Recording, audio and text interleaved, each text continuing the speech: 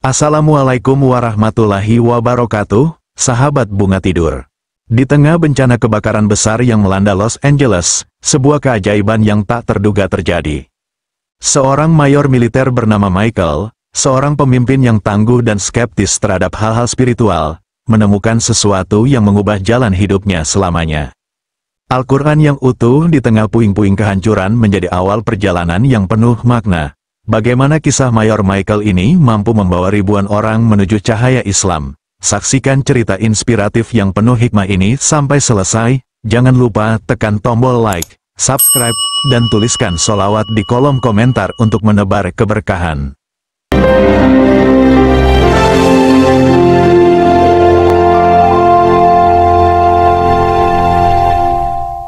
Kebakaran besar yang melanda Los Angeles menjadi tragedi yang mengguncang Amerika. Ribuan petugas, termasuk tentara, diterjunkan ke lokasi untuk memadamkan api. Kobaran api melahap hutan, rumah, hingga gedung-gedung, meninggalkan kehancuran total. Panas yang begitu menyengat dan asap tebal membuat banyak petugas kewalahan, namun mereka terus berjuang. Di tengah upaya mereka, salah satu tentara, Michael, yang memimpin pasukan di garis depan, merasa putus asa. Ia melihat rumah-rumah rata dengan tanah, pepohonan menjadi arang, dan tak ada yang tersisa selain abu. Namun, saat sedang menyusuri reruntuhan sebuah perumahan, pandangannya tertuju pada sesuatu yang aneh. Di antara puing-puing yang hangus, terdapat sebuah buku yang utuh, tidak sedikit pun terbakar. Dengan rasa penasaran, Michael mendekati buku itu. Ia mengambilnya dengan hati-hati, menyadari bahwa itu adalah sebuah Al-Quran. Michael terdiam sejenak, bertanya-tanya bagaimana mungkin Al-Quran ini tetap utuh di tengah kehancuran total. Ini tidak masuk akal, pikirnya. Michael membawa Al-Quran itu ke tempat istirahat para tentara. Di sana, ia menunjukkannya kepada rekan-rekannya, yang juga terkejut dengan penemuan itu. Salah satu rekannya, David, berkata, "Mungkin ini kebetulan, tapi ini terlalu sempurna untuk hanya sekadar keberuntungan." Di lokasi yang sama, seorang pria Muslim bernama Ahmad, yang menjadi relawan membantu korban kebakaran, melihat mereka membicarakan Al-Quran. Ia mendekati Michael dan teman-temannya dengan sopan dan bertanya, "Boleh saya bantu menjelaskan tentang buku ini?" Michael, yang masih diliputi rasa penasaran, mengangguk.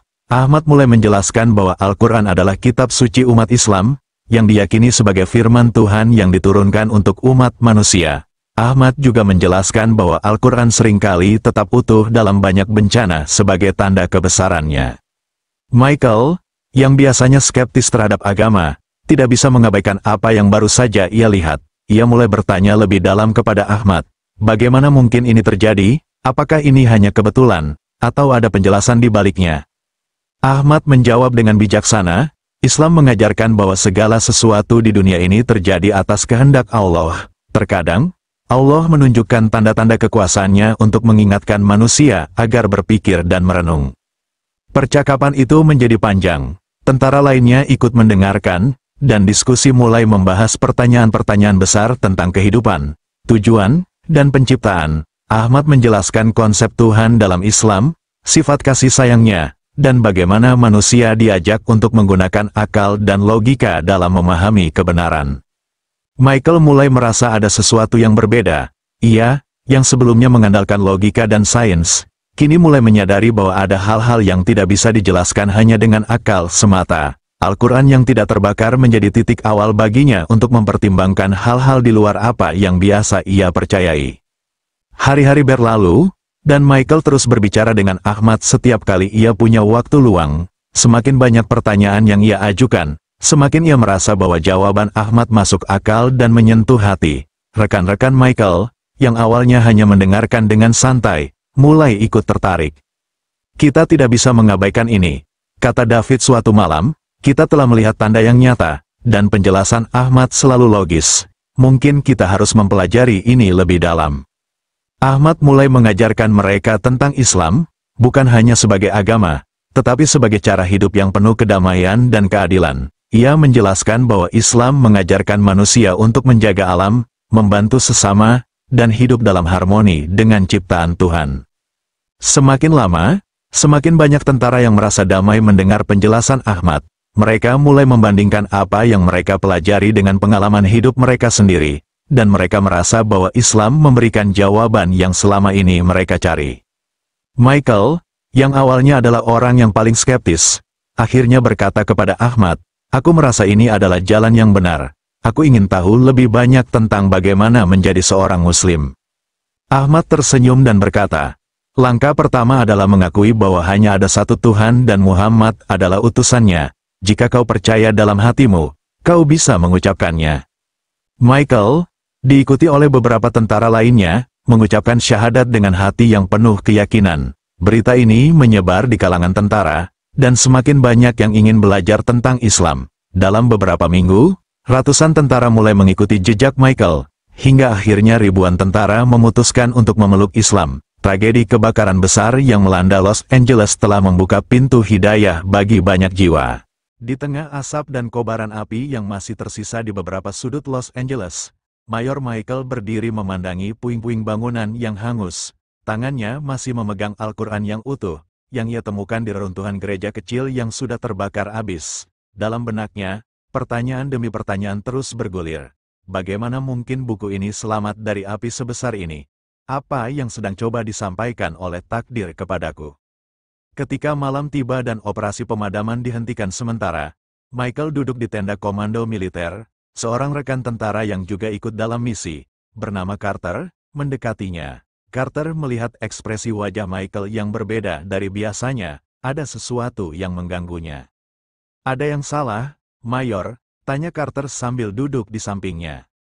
Michael menatap Carter dengan tatapan dalam, lalu berkata, "Carter, kau pernah merasa seperti ada sesuatu yang lebih besar yang mencoba berbicara padamu, sesuatu yang tidak bisa dijelaskan dengan logika?" Carter terdiam sejenak, lalu menjawab, "Jujur, saya tidak tahu, Mayor, tapi kalau ada sesuatu yang membuatmu berpikir begitu, mungkin itu bukan kebetulan." Michael terdiam sejenak, lalu menunjukkan Al-Quran yang ia temukan. "Lihat ini, buku ini tetap utuh di tengah kobaran api yang meluluh lantakkan segalanya. Ini membuatku berpikir ulang tentang apa yang kupercaya selama ini." Carter memandang Al-Quran itu dengan penuh rasa ingin tahu. Ia juga tidak bisa menjelaskan bagaimana buku itu bisa selamat. "Mungkin kau perlu mencari tahu lebih banyak tentang ini, Mayor," saran Carter.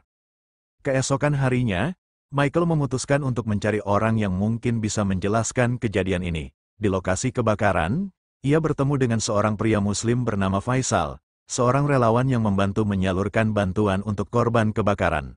Faisal adalah sosok yang ramah dan penuh kedamaian. Ketika Michael menunjukkan Al-Quran yang ia temukan, Faisal tersenyum dan berkata, "Mungkin Allah sedang ingin menunjukkan sesuatu kepadamu." Percakapan mereka berlanjut hingga berjam-jam. Michael banyak bertanya, bukan hanya tentang Al-Quran, tetapi juga tentang konsep keimanan dalam Islam. Faisal menjawab semua pertanyaannya dengan logika dan kedamaian, tanpa sedikit pun memaksakan keyakinannya. Islam itu tentang menemukan kedamaian dengan mengakui bahwa kita adalah makhluk yang diciptakan oleh Sang Pencipta. Kita tidak sempurna, tetapi kita diberi akal untuk berpikir dan hati untuk merasakan. Al-Quran ini bukan hanya buku, ini adalah petunjuk hidup, ujar Faisal. Perkataan Faisal terus terngiang di pikiran Michael. Malam itu, di bawah langit yang dipenuhi bintang-bintang, Michael membuka Al-Quran untuk pertama kalinya. Ia membaca terjemahan beberapa ayat dan merasa seolah-olah setiap kata berbicara langsung kepadanya. Hari-hari berlalu, dan Michael semakin sering berdiskusi dengan Faisal. Carter, yang awalnya hanya mengamati, akhirnya ikut bergabung dalam diskusi mereka. Semakin banyak tentara lain yang tertarik dan mulai mendengarkan. Michael, yang awalnya hanya seorang mayor yang skeptis, kini menjadi pusat perhatian karena pertanyaan-pertanyaan logisnya yang dalam. Pada suatu malam, di lokasi kebakaran yang sudah hampir terkendali, sebuah momen besar terjadi. Michael berdiri di depan pasukannya dan berkata, "Saya tidak pernah berpikir bahwa misi ini akan mengubah cara pandang saya terhadap hidup. Tetapi apa yang saya temukan di sini, di antara reruntuhan dan abu, telah membuka mata saya. Saya tidak memaksa siapapun untuk percaya. Tetapi saya ingin kalian tahu bahwa ada sesuatu yang lebih besar dari kita, dan saya akan mencarinya sampai saya menemukan jawabannya." Perjalanan spiritual Michael menjadi inspirasi bagi ratusan tentara lainnya. Diskusi-diskusi tentang keimanan semakin sering terjadi di lokasi kebakaran.